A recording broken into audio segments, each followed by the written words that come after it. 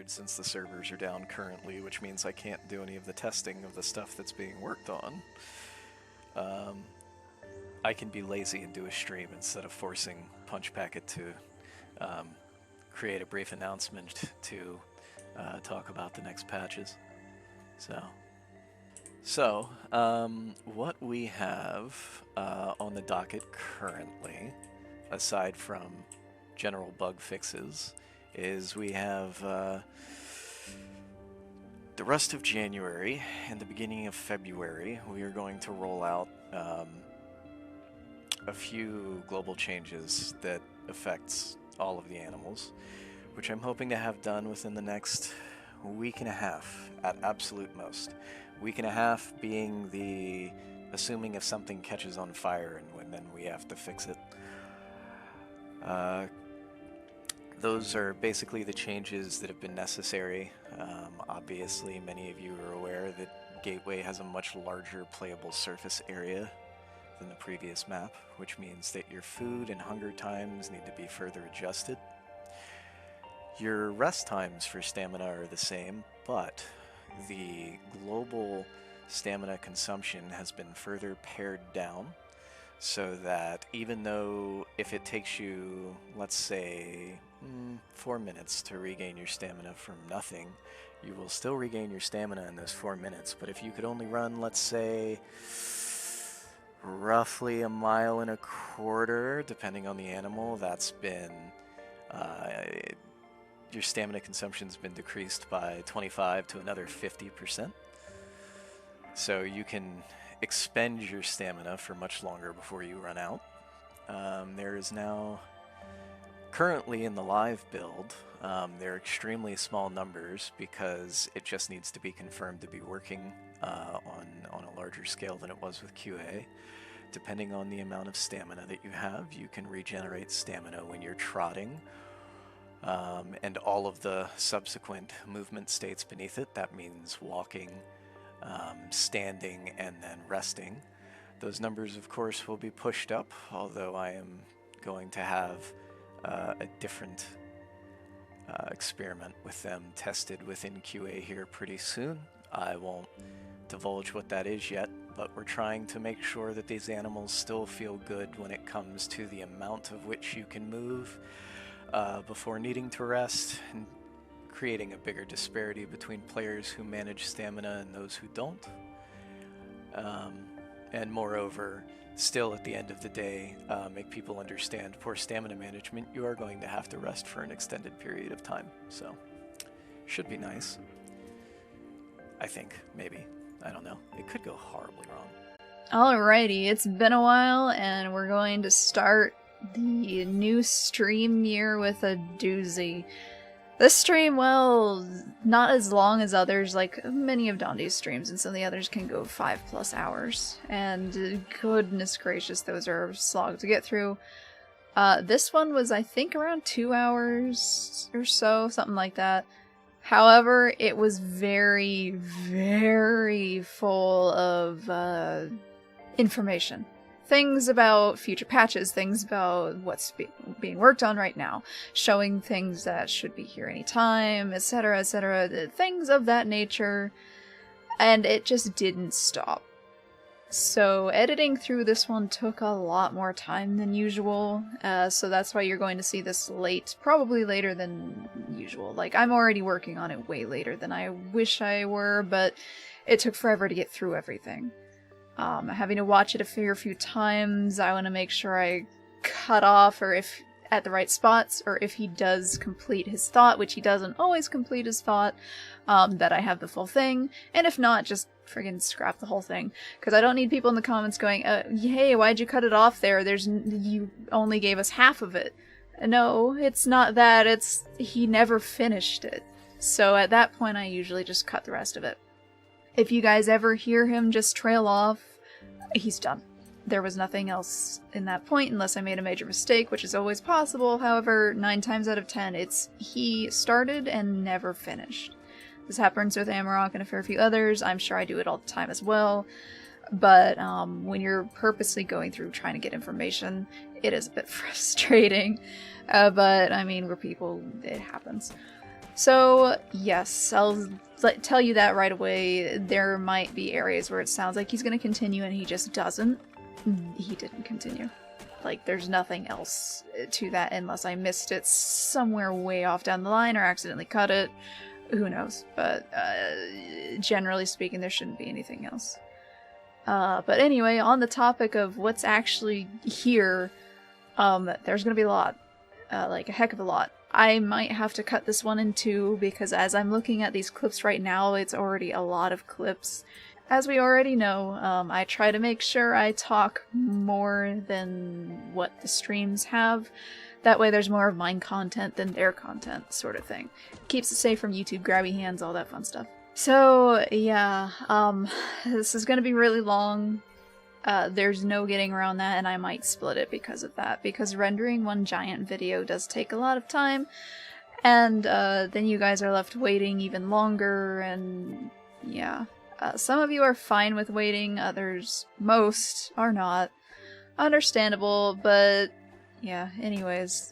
I'll probably split it for my sanity's sake, because rendering this is going to be an absolute nightmare if it's all in one go. So I might just split down the middle, call it that, and then upload the other one when I can. That aside, that's sort of an overview-ish of what to expect here. There's going to be a lot of going over changes and stuff. So let's just get right into it, because this is going to be a doozy. After the general balance pass is pushed out, because aside from the stamina and the general hunger and thirst, that means everyone should be able to move around. The only other thing that's coming out with it is we've moved the northeast spawn because the overlap of the spawn and the migration has caused this weird slurry of player activity. An overlap that becomes more than just, oh, players are electing to do it. So there is now a spawn inside of the northern jungle. Deinosuchus, of course, can't make it anywhere from that spawn, so he does not have a spawn in the northeast plains anymore, period. It did not get moved for him, it got removed. But Beppy and everything else can survive in the northern jungle spawn, so they're all there. Let's see, Ceratosaurus is tentatively moved out of the northeast area. It now has general activity from the southeast to the furthest west part of the island. I'll show that western part of the island after I'm done here, because I don't think I can move the camera in Unreal and talk at the same time or my brain's going to shut down from this headache. But that should remove some of the excessive overlap in the northeast. So, more or less, spawn points being moved around, some are adjusted, some are removed altogether, and all of this is more or less in an attempt to sort of subdue the incredible hotspot that is that region. I see this mentioned a lot in Discord, in the feedback section, and basically anywhere, anytime I'm getting dev stuff, I will see it at some point or another. Hotspots. There's a big problem with them. I think the northeast was the biggest one. I don't really remember. I don't keep track of it quite as well as well, I mean, I don't need to. It's not my job. But anyway, yeah, there's one really big one, and I imagine this is the one that everyone's referring to. So it sounds like they're trying to curb that with alternate spawn zones, changing some, removing some, all that fun stuff. Whether or not it'll work, I don't know. In theory, it sounds like it could. I mean, a spawn zone being smack dab right there, I could see that being a problem. Yeah. So, removing it, adjusting it, sounds like it'll work to me. Don't know, can't say much, but I would say in theory it sounds like a good plan. So, let's go. After that patch makes it in, we are going to turn around and then be working on the bespoke changes per species that need to come in. So for those of you that are asking about things, hey, where is this? Where's this change for night vision?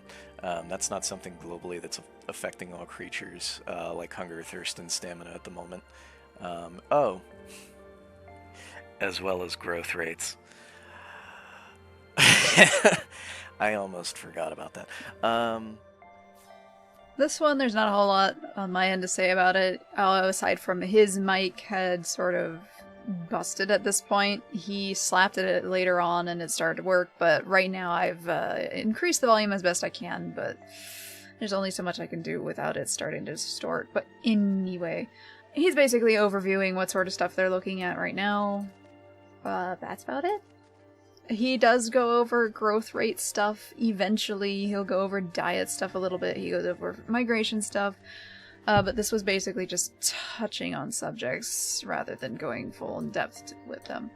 He'll mention, say for instance, later on, he does talk about Cerato. Yeehaw!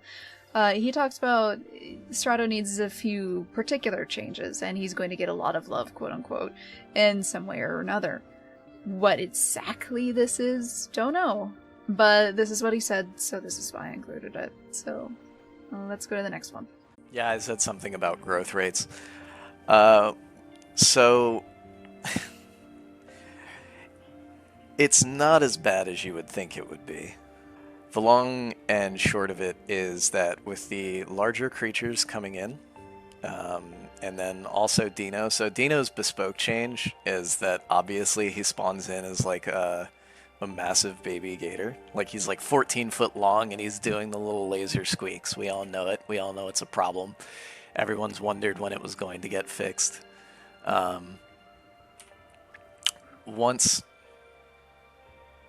Sorry, I always have to appreciate the floating boar when it happens.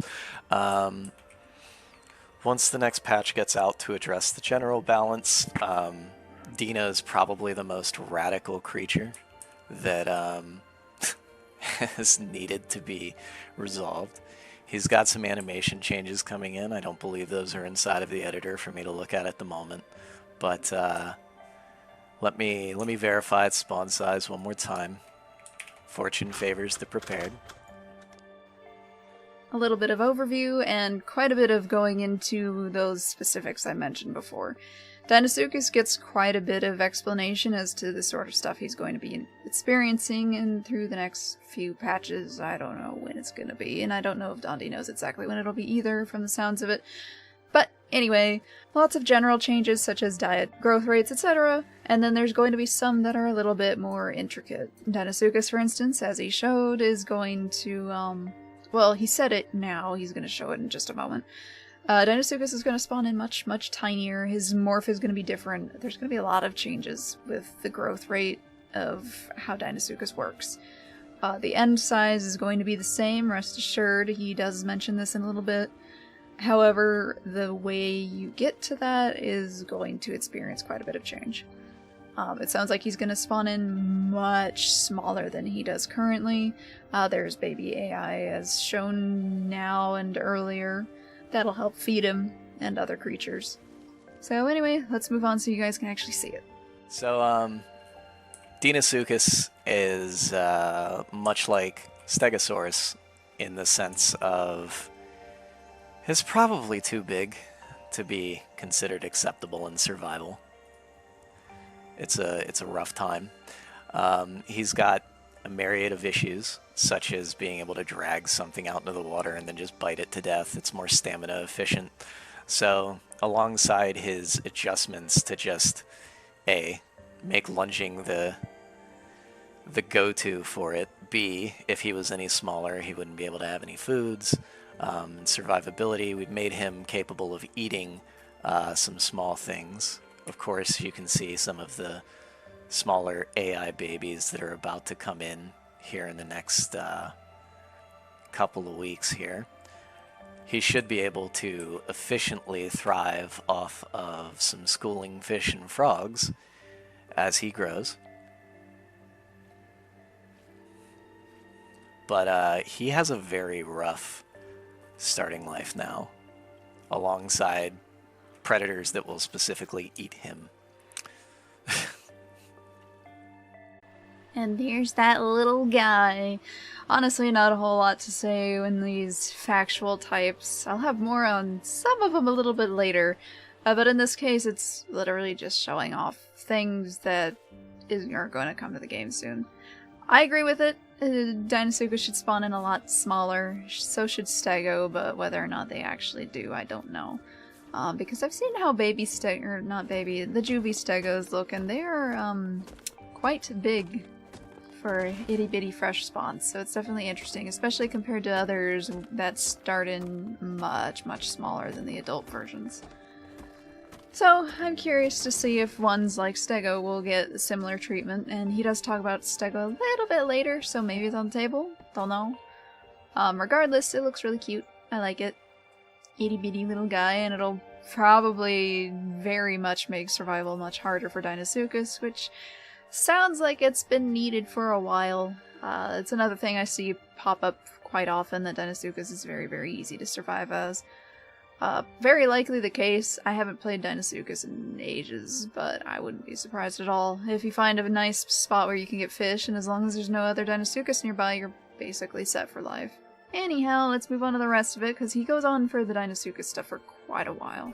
But not only does he have a different spawning size, he also changes his morph much sooner than before. He ends up looking like an actual gator around the time he can eat a boar, and then at that point his morph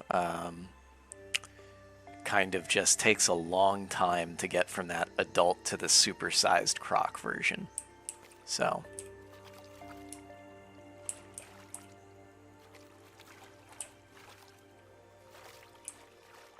let's see, what are we at here? Let's do growth 45.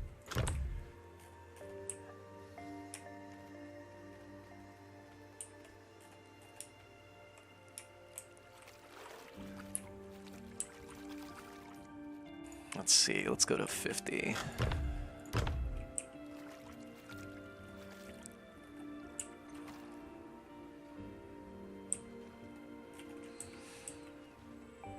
$50, by the way, in the tab panel is not the same as this. This isn't set up. Its new UI is not existent.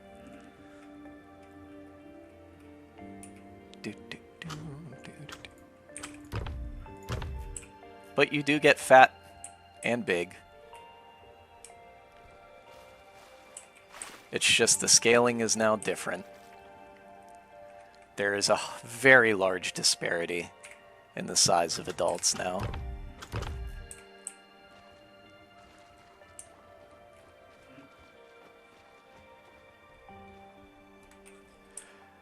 So ultimately you end up at the same size. You just get the adult morph sooner, and you are smaller at the time of you getting the adult morph, so no more of these oddly proportioned Deinosuchus sprinting around trying to kill things, and accompanied with its adjustments to how it's going to be able to lunge and death roll and kill things. You shouldn't see weird behaviors that are only there because it's min-max gameplay, which is something we needed to resolve. So,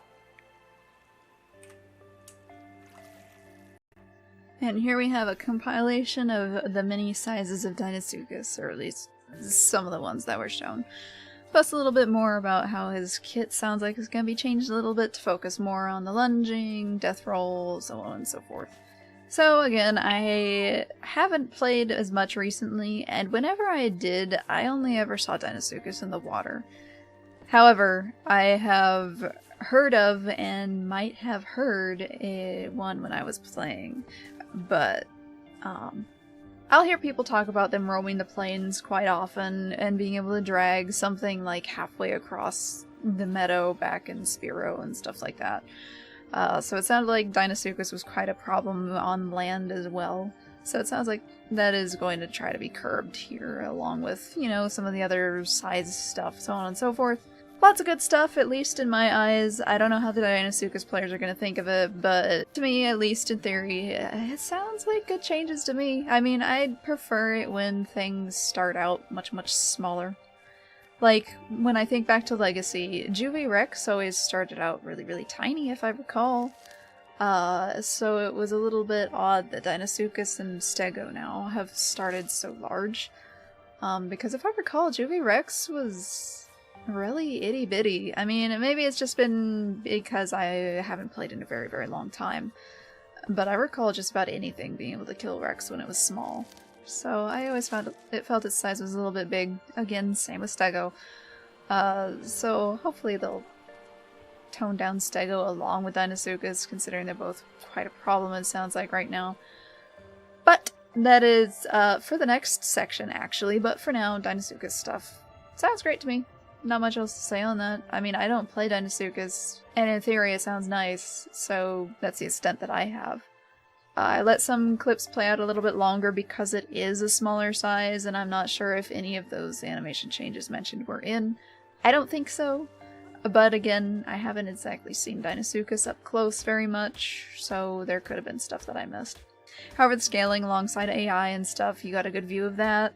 Got a good view of some of the other little various sizes in between, all that fun stuff. So hopefully that covers that as well as one can. Let's move on to the next one. Stego has its power swing being worked on. That'll be fun. No more of that right-click to win. Stego fishing behavior, as everyone calls it, where they stand in the water and try and attack Deinosuchus, will also be resolved. They won't be able to do that. If they do that, you can just drag them to their death now, because that's what they get for being that type of person. Ah, yes, the river stegos. This is one I remember seeing screenshots of, videos of, just repeated again and again and again, and people would talk about this to Punch all the time, and he'd be like, oh, well, just walk away if you don't want to die to a stego. Just swim away. You don't have to be near the stego. Despite the fact that in many of these cases they had either blocked off a portion of the river, bodyguarding corpses, all this sort of stuff in the water.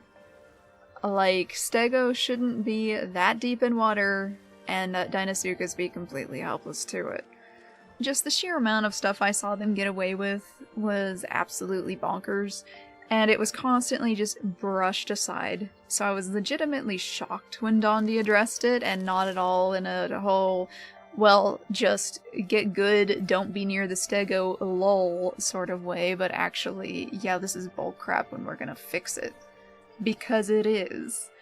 Like, again, I don't even play Deinosuchus, but I saw this as a Pteranodon once. Well, I should say more than once, but there was only one particular one. And then, of course, people would post videos and screenshots and all this other stuff of stegos just being absolute tools in a place they shouldn't be able to do that. Deinosuchus was always touted as king of the water, and yet Stegosaurus was able to just delete anything in the water, including Deinosuchus, and that was stupid. But anyway, it sounds like that's gonna be fixed, so good on them for doing that. Like, honestly, props to that, because absolutely insane, and the fact that it kept getting brushed aside was even worse. So I was surprised to see this, and good on them. Well, let's go to the next one. Well, aside from the AI currently having its small occasional suicidal tendency to go out into the water, which I do believe has been addressed internally now, the only thing that I'm aware of really is having family parameters for AI set, aside from the occasional young AI you will see out by itself, making sure that some of you that are a little more homicidal in your gameplay tendencies, you know, we don't want to have like, hey, here's a mother pig with 4 piglets and they just kind of run away after you've killed one and then just kind of stand there, because we know exactly what's going to happen. You're going to farm that entire family. You're monsters. In relation, if anyone's curious, because I know I've been asked enough and I just hadn't said anything, like, in my general feeling on the AI currently is, hey, you guys are finally finding it. That's nice. That's very nice. It can always be toned down, but before, people were just starving to death. Now they're not.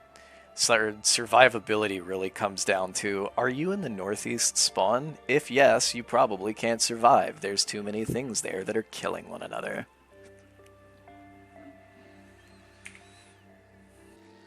Alright, this one's a small overview on some of the AI stuff and some stuff that's going to be put in. Sounds like there's going to be little family groups and all that fun stuff. You can occasionally find little ones on their own, so on and so forth. I was originally going to get rid of this one because it felt a little bit unnecessary. However, in the end, it does talk over some new stuff that's going to be added. so I kept it in. Beyond that, I'm not going to say too much because it's self-explanatory why it's here, why I kept it, and yeah, we need family AI units since the beginning of time, so of course I agree with it. So let's just move on to the next one. Leg breaks are being worked on. There's so much stuff on the back end that I've been going through and just catching as general like problem hangs, and I'm like, what? How did this happen? I don't understand. Oh god, I blame Git merges, but there's a lot of things that I've gone through, and I've been like, hey, this doesn't feel right. Like, it hasn't felt right for a long time, but I need a full breakdown as to why this is happening, because this is how it feels wrong. There's like proportional food changes, and when things turn to bones, when things like how much they give food and when. Again, more of an overview type stuff. Leg breaks being worked on. He talks about the amount of food given, the amount of diet stuff given, all that fun stuff. He'll kind of go into a little bit more detail on some of the diet stuff later, but I don't recall if there's further regarding leg breaks. I believe he did say at some point there were some species, Cough Carno, that were really, really, really bad when it comes to breaking their legs, and of course this is going to be addressed. Some are going to be addressed more than others, etc., etc. I don't recall if all of that made it in or not. I think it did. There was something regarding quadrupeds and bipeds, all that fun stuff. But anyway, yeah, leg breakage, diet stuff, all that fun stuff being looked at, being worked on. To what degrees we'll hear about it here, I can't fully say because, goodness, there's a lot. But in case some of it wasn't, because I can't remember every detail of all of this, that's one of the overviews that he mentioned here. And he'll go into some details on some things, and other things will be mentioned one off and then never again. So, anyway, there's that. Let's move on to the next bit. Let's see, aside from salt lick relevance, there's also another way to decrease nutrients that I know is going to happen, and I know it's coming, but I just don't know when, so I'm not talking about it, what it is. In relation to fall damage, fall damage functionally is going to be moved for quadrupeds and bipeds. You're going to have about 25% to 45%, depending on what you are, extra leeway of fall before you hurt yourself and break your leg. Yeehaw, I found the fall damage clip. It also includes stuff regarding diets, which was more relevant in the spot it was at. However, I figured it's probably best to bring it up here. The rest I'm probably going to try to keep in their chronological order. But considering this one was so specific, I think it's good enough here. But anyways, yes, there's a lot about diets later on, like I keep saying. But on the topic of the fall damage stuff, good, because it's insanely annoying to just have this small, little, tiny, steppy downward and your leg just fractures into a million pieces. It makes me think of Allosaurus back on Legacy, which people used to meme on all the time, and I'm like, surely it's not that bad, right, guys? And then I played Allosaurus, and oh boy, it was that bad. Yikes. I thought Rex would be better, or worse, I mean. Because, I mean, it's Rex. Surely it would be worse than an Allosaurus, right? No. Allosaurus was terrible. I don't know why its bones were made of glass, but they were. But anyway, this version of the game kind of reminds me of that in a way. It's not as bad. Like I made a decent sized jump as Troodon, and I rightfully broke my legs. But then you'll steppy downward a little bit too far, and your leg might as well have gone in half. People will say, oh, but it's because the animals are so big, that's why. Elephants. That's all I'm gonna say. Elephants. They don't have this problem. Their legs don't fracture under the oppressive weight of stepping down a staircase or something like that. Their feet are actually pretty cushy. They're very, very quiet animals, too. It's very fascinating. But anyway, elephants. That's all I'm going to say on the matter. Let's move on. Small disclaimer. not everything is going into the patch that you will see in the immediate following week or two, because there's been changes that are not being pressed into that branch. That would be over here, because that's going in. Get ready to start that flow control for a certain little spot that's coming in over there. And over here, where everybody knows that there's a relatively empty beach being worked on, it is now currently being filled up. So, again, this does not exist yet for any of you, but it's there. So, there's also a few other things you may not see yet. That are just small quality of life changes that will go in after the balance stuff. Again, the reason for this is because I'm tired of things catching on fire. Also, yes, you did see a sanctuary nestled on the beach here. Yeah, right here, right here. There's no distant stuff for it in. Again, I haven't made HLOTs for it because it's not in for testing like that. But yes, there will be a sanctuary here. Because this whole area is getting, you know, like this beach doesn't exist. I think this is all just flat drop off in live currently, but the beach here will be getting expanded out all the way over, and then of course inside of here, everyone's just been like, oh, the coastal areas, coastal cliffs. Yeah, that'll be this, and then there is some plan to connect all of this all the way up into this waterfall, but again,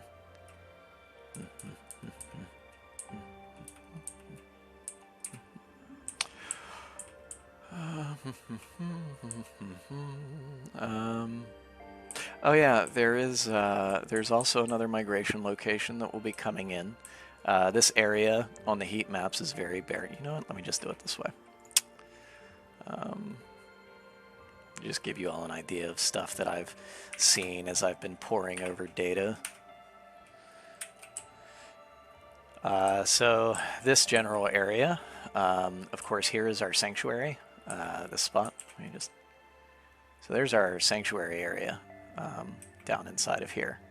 And after that, people don't really use this area. So we've extended out a migration zone inside of here for jungles and things of that nature, which also means because of this area being otherwise unused, and we can push and pull things here. That's why we've basically removed Tenanto from being inside of this location and these locations. Tenanto now follows the pattern alongside the east to the south to not quite the west. So we will be dragging some of these species so you will have appropriate overlap and not just, hey, is everyone partying at the Northeast Plains? So, you know. And now some areas will be deadish, which I don't mind because there are certain locations, hey, put the human thing here. There's not tons of activity from dinosaurs, but there's definitely people here, which are going to then drag some dinosaurs innately over there anyway. Okay, cool. Same thing with some AI spawn zones and spawn zones for players. Slightly divvied up a bit more. You'll see there's currently, obviously there's a lot of activity where people just hang out here at this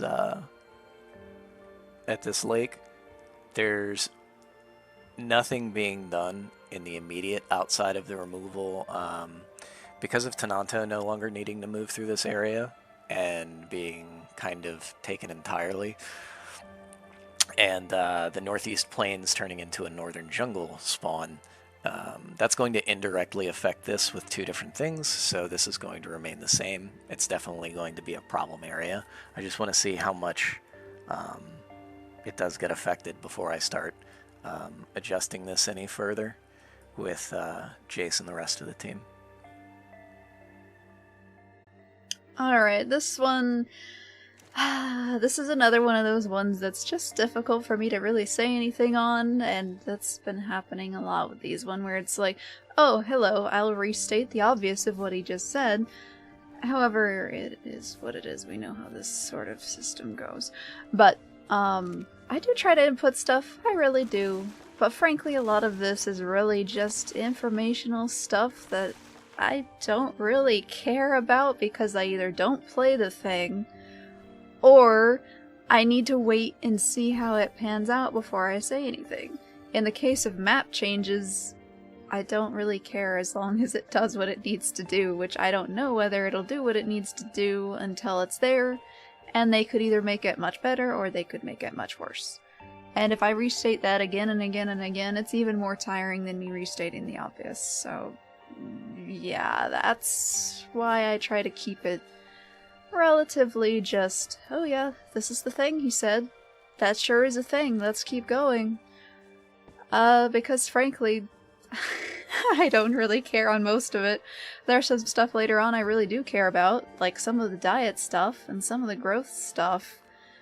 But, like, Deinosuchus I don't play. The map they could change as much as they want because frankly I don't care. It looks nice what little I've seen.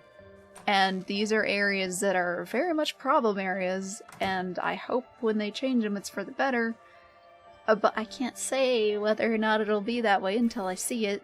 So it'll be like, oh yeah, it sounds great in theory. We'll see in practice. So it's that sort of thing, repeat again and again and again. But that's basically the same thing here. Like, he's talking about all these map changes, and I agree, the empty beach should be less empty. Empty grasslands area, less empty, stuff like that. Add human structures, adjust this, put a rock there, combine the waterways, just do it. I don't care. That's simply how it is. It sounds nice. Go ahead. That sounds great. I'm including it here because this is stuff I know many of you guys are going to want to see. But as far as I'm concerned, there's not a whole lot to say on it beyond this is informational, this is what he said, here you go. This is sort of a, very much, this is how it is, this is how it's going to be stream, where he's describing things that'll be changed, and frankly, most of it sounds just fine. Like, I have no objections to pretty much any of it. When I do, you'll be sure to hear it. But yeah, like, it sounds like a good plan, so yeehaw, looking forward to it. I just hope it doesn't end up screwing things up. But anyhow, yeah, those are some of the map things. They might take a while to be in, and that's about it. Let's go to the next. Some other small changes that have been cooked up. The wind is no longer explosive. There's a few things that I know. Oh yeah, I think that exists right now. It's hard to tell. It might have been fixed, but I'll verify. Let's go to boring time of day.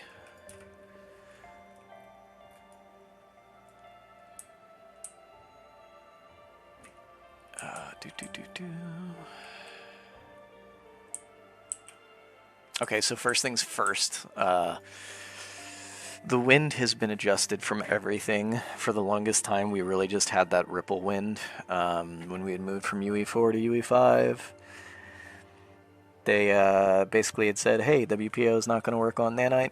Then it did. We had to verify it. We had to get distance-based culling in. That all worked. Okay. Time to adjust that. Fog's been ripped out, by the way. The fog in the weather pattern and the fog bug has just been beaten to death, so it shouldn't exist anymore. Wind now affects branches and trunks differently.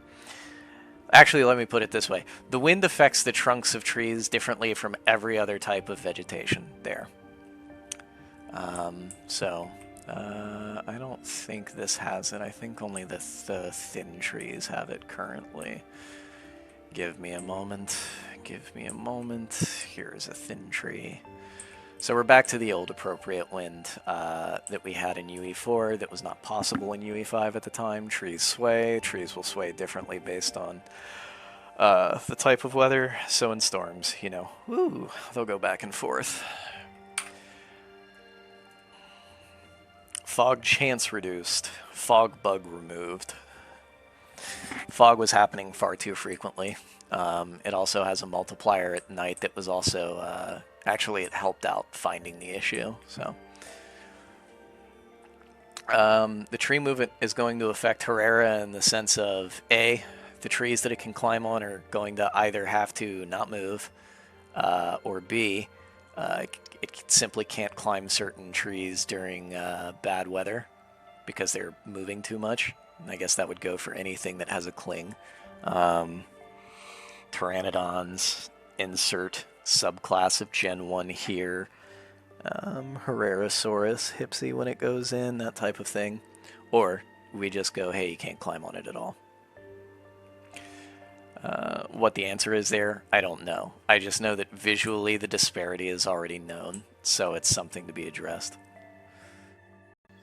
Okay, now funny enough, this is something I actually will have more to say on, because this is the kind of stuff I really like to see. I would play Sons of the Forest, as you guys used to see with my background footage, and I played it fairly often.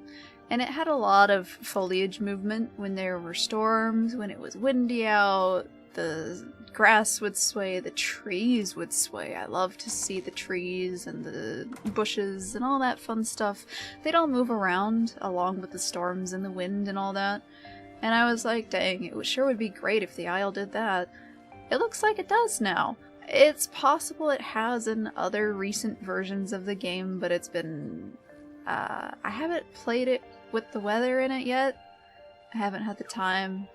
I think it got cut earlier, but I haven't been able to dedicate a session to playing Gateway just yet. I want to. I just haven't been able to just yet. However, this sort of stuff I enjoy seeing a lot. Little details like this I really, really enjoy. It makes everything look so much nicer. When trees just sit still as you're looking around and it's windy out, but it doesn't look like it's windy out, you're hearing one thing and you're seeing another, it takes you out of it a little bit. And I don't want to say my immersion sort of thing, it's more... it doesn't look very pleasant. And I play lots of low graphic games and all that fun stuff, but it's more when something's trying to look as fanciful and realistic as the Isle is. If you hear a bunch of wind but you don't see anything moving along with it, it's a little bit, it doesn't look good. I guess that's just the simple way to put it. It doesn't look good. So when I see it swaying like this, and the bushes are supposed to move, and the grass is supposed to move, all that fun stuff, I like it. I like hearing about stuff like that.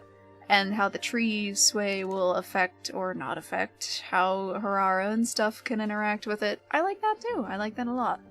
I also like the sound of the fog not being constant, and not being just oppressive fogginess when it is there. I saw a lot of mentions of a fog issue, and people kept asking if it was being addressed. It sounds like it has been. It sounds like it's been fixed. Hopefully that'll be out soon. I don't think it was out in the recent one. I think it's still in whatever version he has here rather than the live version, but, you know. Anyway, visual stuff. Things that make the game seem nicer, and it's all around more pleasant to look at. And honestly, just little things here and there, like little details. A lot of little things will add up. There's this great video regarding Left 4 Dead and Back 4 Blood. And it was a lot of little itty-bitty details between the two that really, really added up. And it just overall makes for a more pleasant game experience, even if one looks graphically lesser than the other one. Left 4 Dead just has so much detail put into it. Just little things like the way the ragdolls move, the animations the zombies do when they die, the facial expressions of the people and all that, and the zombies. Just lots of little itty-bitty things that you might not notice when you're playing, but then you play something else and none of it feels right. It's kind of like that. So, seeing even little itty-bitty changes like this, I really do appreciate them. And yes, I know there's tons of huge issues that need to be addressed, so tree sway is like bottom of the barrel sort of stuff. Things like thirst and hunger timers need to be addressed, which he's going to do later, and you're going to hear me rant about that. But anyway, stuff like this I still like to see. Like, it's a little itty-bitty change, and I assume it's just some tweaks in the engine or something. Just little stuff. I enjoy it a lot. It's very pretty. It sets... I don't want to say it sets the mood, but it does. It just makes you feel a little bit more, pleasant when you're looking around, because you're going to be seeing this environment a lot, and I prefer it to look pleasant. Like, I don't care if it's realistic or not. Like, say you're playing, I don't know, Minecraft, but seeing the trees rustle a little bit in Minecraft when it gets windy out, like it'll do in some mods, is very pleasant too. It adds a little bit of life to it, and I like to see stuff like that. But that's enough about the trees swaying. Let's go on to something else. Player count would be a crazy good quality of life update. Great. I get to reinforce my stance on this thing I've said 1,000 times, which it has always been the same. Exceptional homicidal player behavior activity is like the most obvious thing that should tell all of you that higher player counts just means you're going to be butchered constantly. When you look at the general survival rate of players just across the board, if you're in a high concentration of players, you're going to die, and they're going to murder you. Alright, player count stuff. Yeah, I can see both sides of it. So I tend to join servers that are very, very populated because of course I would. And it's always interesting to see players. 9 times out of 10 you're going to die. Or, well, you're going to die if you're like me, and your main curiosity is, how is this player going to interact with you? Usually that's murder. However, when it isn't murder, those are the shining moments that I enjoy the most. Like, there was one video I posted ages ago where I was playing Cerato, and there was another baby Cerato that was clearly, or juvie Cerato, that was clearly bigger than mine. And I went over, and I was starving, and I was like, okay, I'm just gonna try to eat some of this, and if he kills me, he kills me. But I'm going to die anyway because I don't know where food is, because I'm lost and confused. So I went over, and I started munching on his corpse, and he just kind of looked at me. He never attacked or anything, and he could have. He could have gotten the first bite, he would have won. He was clearly bigger. But he didn't. He just let me eat. And I ate some of it. I didn't eat all of it, and I didn't eat my fill of it because I wanted to leave more for him. And I left, and then I immediately got stuck in a hole. But the point is, I remember that because of how nice he was. He didn't have to be that way, and again, I wouldn't blame him for it. Cerato can eat Cerato, and that's how it is. You get food that way. But he didn't. And I'll always wonder why, if he just didn't want to risk it, which to me doesn't quite make sense because he would have won, or if he was just feeling nice that day. I don't know. And I'll never know. But it's something I'll think back on every now and again, and I'll be like, huh, that guy was really nice. Thank you, that guy. And I'll always appreciate you and remember you, even if I ended up in a hole immediately afterwards. I mean, for all I know, maybe that was the one I would have finally made it to adulthood. But I got stuck in a hole. But it's thanks to you that I survived long enough to get stuck in that hole, so it worked out. But anyway, I like seeing player interactions, and player interactions are part of what makes the game fun. However, I could just easily, also do AI stuff. I don't care. As long as the world is lively, I don't really care if it's AI or if it's players. A part of me prefers players because of the curiosity I just mentioned. But AI is fine too if it would actually show up, which it sounds like it is lately. Point is, players are also, they kind of suck. They'll usually kill you, and your run ends at that point where you see another person. Be it your species or another species, be it herbivore or carnivore, it's probably going to kill you because there's nothing else to do. And so yeah, he's right. More players, the more likely you are to die. But, I mean, it is a survival game, that's kind of the point. So I see both sides of it. I understand people want to encounter players more often, however, I also like it being a little bit more spread out. As long as there's AI, I would prefer it to be a little bit more sparse, because that makes it a little bit more fun. It adds a little bit of a, what's the word? A surprise factor. That's not what I'm going for, but that's what I'm gonna use. You never quite know when you're going to run into someone. If there's so many players on that you're constantly bumping into people, it's no longer that interesting. It's just, oh, it's another one. Yeah. I like it when it's a little bit more spread out. It's kind of like talking about Ark versus, gosh, there's no comparison for Ark. Ark is basically one of a kind. But, a high density of anything versus a low density of anything. In Ark, you run into dinosaurs, like, you turn the corner, there's another one, there's another one, there's another one. It's not special anymore. You know there's gonna be just, there's dinos everywhere you go. You can't step 2 steppies without bumping into something. In the Isle, it's much different. You actually have to look around, and you might never see a player even on a full server, or you might see tons. There have been times, even on Spiro, where there'd be like 4 people on, and I would run into 3 of them. And I didn't know if I was in a hotspot or not. I just kind of wander around. So I would just happen upon them. And then later I'd go look and it'd be like, oh, there were just like friggin' 4 people on and I just saw most of them. Congratulations to me, I guess. But yeah, like stuff like that, it's interesting. As long as there's AI in order to sustain you when there aren't enough players around, I think not seeing them every 2 seconds is great. Because it makes the moments you do see them that much more special. Be it violent or not, I don't care. Like, I'm just there to have a good time. But running into them all the time, frankly, I don't like that. I hate hotspot areas, and a lot of other people seem to have the same issue because they're always whining about there being these massive hotspots. Increasing the player count won't really fix that. Right now it's a map issue, it's a diet issue, it's all these other issues. Increasing the amount of players will only put more players in the hotspots we already have. So go ahead, increase it by 50. Those 50 are still going to be in the same 2 areas. It doesn't help anything. So there's got to be other stuff to do. There's got to be other places to go. There's got to be other incentives to wander around, or else you're just going to have the same people in the same areas again and again. So yeah, that's my thought on it. It went on a little long, but I mean, yeah, that's something I actually have something to say on. So there you go. Hopefully that makes sense. Right now it's late and I'm exhausted. However, I need to get this done. So hopefully it sounds fine.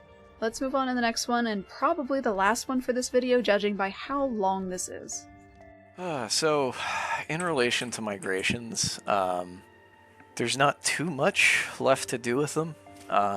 Outside of a few quality of life changes, then we get to test the big one, which is migrations, while functionally being on, does not mean that a migration is always active.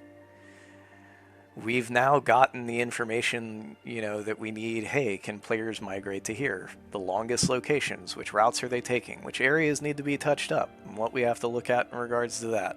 But that doesn't mean that your animal as a whole, needs to constantly be migrating. So that's the next thing to check, and that's going to be a fun time.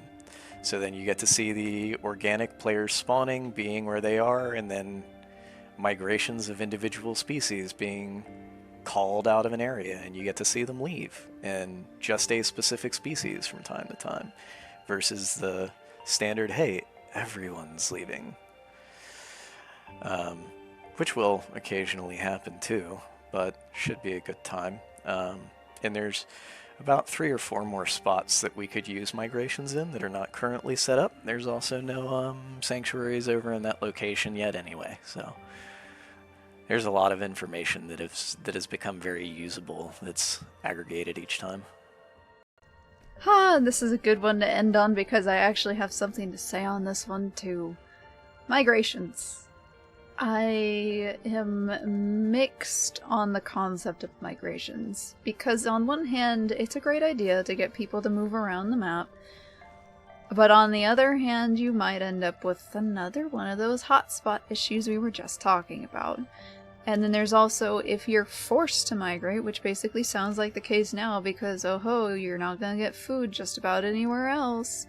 You're forced to the same spots on the map again and again and again if you want to not get punished, if you want to follow your diet, if you want to see others of your own kind, all this other stuff, you have to go to this spot.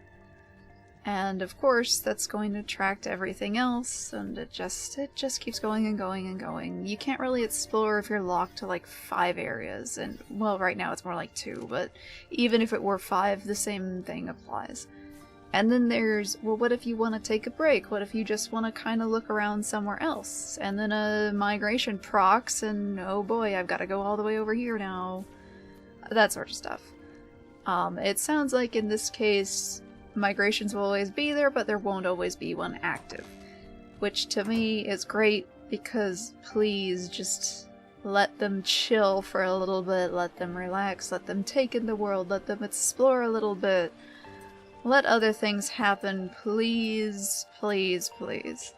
I don't play Herbivore right now, and this is another thing that made me never want to touch Herbivore, because holy crap, having to railroad everywhere is just exhausting.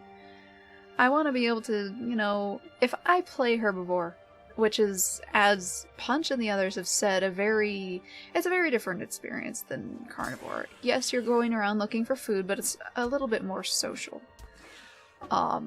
If you're constantly having to just move, there's less of that relaxing, there's less of that interaction with everyone, there's less chances to go somewhere else. Maybe you want to go look over that hill instead of having to follow the railroad tracks you've been set on. That sort of thing. You'd end up having to play other species in order to explore other areas of the map, and those would still be limited to wherever the migrations tell you to go. Unless, of course, you don't want to follow your diet, in which case you're going to get punished for it, because that's a fantastic idea. So yeah, on some hand, yes, I like it. But on others, it's horrible, and I don't like it. I prefer it when players are able to choose a little bit more. I like the idea of migrations, in a way. Like, encouraging a player to go to particular zones every now and again is fine. But there should be large breaks in between, and it shouldn't be mandatory. We're gonna talk about Canadian geese for a second here. They don't have to migrate. There's some that still do. The quote-unquote true Canadian geese, some will still migrate to different areas for the winter. However, there's many that found out it's easier not to do that. Why migrate when there's plenty of food right here? And so they stay there year-round. They don't know how to migrate anymore. The formations they fly in are completely different, but they're still healthy. They're still fine. Like, one could argue they're doing a little bit better. Like, they found a source of food they don't have to move around for all the time. So they're just there all the time. And also they're protected by law, so you can't really do anything about them. There's no need to migrate sometimes, and I wouldn't force a player to go somewhere they don't want to go, because then it just becomes a chore instead of something you want to do. I would say it'd be better to give it as an option, and if you don't want to do it, that's okay. You can still find food in other areas, but maybe it's just a little bit harder. Just a little bit. Shouldn't be like, oh, you're almost guaranteed to fail your diet now. It should just be a little bit less likely. Like, over there's guaranteed food. But over here, there might not be, but there's still a decent chance. Something like that. And for all I know, maybe it's that way. I haven't played Herbivore. However, each time Punch and the others have talked about it, it sounds like it's almost impossible to find food outside of those migration zones, if it even spawns at all. And I saw that, and I was like, why would I want to play Herbivore? When the point of a Herbivore is you can explore a little bit more. Like, you're not bound by particular spots, because you can technically eat anywhere. But your diet food will be in certain zones, yeah. But those certain zones could be spread out, like, oh, my diet's in forest. Most of the island is forest. You can go anywhere you want. My diet's by the river. There's tons of rivers. Go anywhere you want. That sort of thing. I think it'd be more, you should be bound more by water than by food. Because it gets a little, it gets frustrating. Just not being able to go look around and go do what you want to do. Or you're gonna get punished. You're gonna move slower, you're gonna be a target, and then you can't really survive, you can't really look around. What's the point? You're playing a sandbox and you can't box your sand. You can't do anything, you just gotta follow these predetermined rules and all that. And it gets frustrating. But I digress. Again, I haven't played the system. This is all from what I've seen from the devs themselves, so that is the picture in my mind, and frankly I wouldn't want to try it from what they've said about it. It sounds like a very rigid system and I wouldn't want any part of it. It makes me want to play Herbivore even less, which is unfortunate because there are some I do want to try. But when I see some of the limitations put upon them, I'm like, maybe not.